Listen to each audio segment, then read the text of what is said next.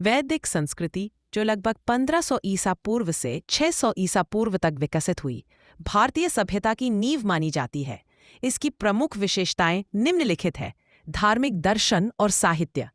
वैदिक संस्कृति का मूल आधार वेद है, जो संस्कृत भाषा में रचित है और धार्मिक व दार्शनिक ज्ञान के प्राथमिक स्रोत है। इस काल में प्राकृतिक शक्तियों की पूजा की जाती थी, जिसमें अग्नि, इंद्र, वरुण और सूर्य प्रमुख देवता थे।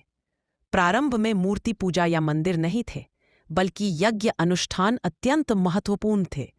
सामाजिक संरचना। समाज मुख्य रूप से पितृसत्तात्मक था, जिसमें संयुक्त परिवार की व्यवस्था थी। महिलाओं की स्थिति काफी उन्नत थी, उन्हें सम्माननीय स्थान प्राप्त था और धार्मिक अनुष्ठानों में उनकी भागीदारी अनिवार्य थी। वर्ण व्यवस्था। वैदिक काल के अंत में समाज धीरे धीरे 4 वर्णों ब्राह्मण, क्षत्रिय, वैश्य और शूद्र में विभाजित हो गया, जो प्रारंभ में कर्म आधारित और लचीली थी, लेकिन बाद में कठोर होती गई। नैतिक मूल्य और शिक्षा। इस संस्कृति में नैतिक आचरण पर विशेष बल दिया गया। मातृदेवो भव, पितृदेवो भव, आचार्य देवो भव, अतिथि देवो भव। माता, पिता, आचार्य और अतिथि को देवता समान माने का उद्घोष इसी काल की विशेषता है। शिक्षा का उद्देश्य आध्यात्मिक ज्ञान, मोक्ष प्राप्त करना था। आर्थिक जीवन। यह एक कृषि प्रधान और पशुपालक समाज था।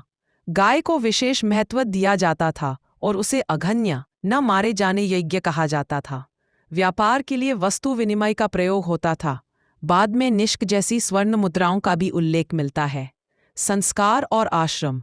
जीवन को 16 संस्कारों और 4 आश्रमों ब्रह्मचर्य, गृहस्थ, वानप्रस्थ, संन्यास में विभाजित किया गया था, जो व्यक्ति के जीवन को अनुशासित और व्यवस्थित बनाते थे।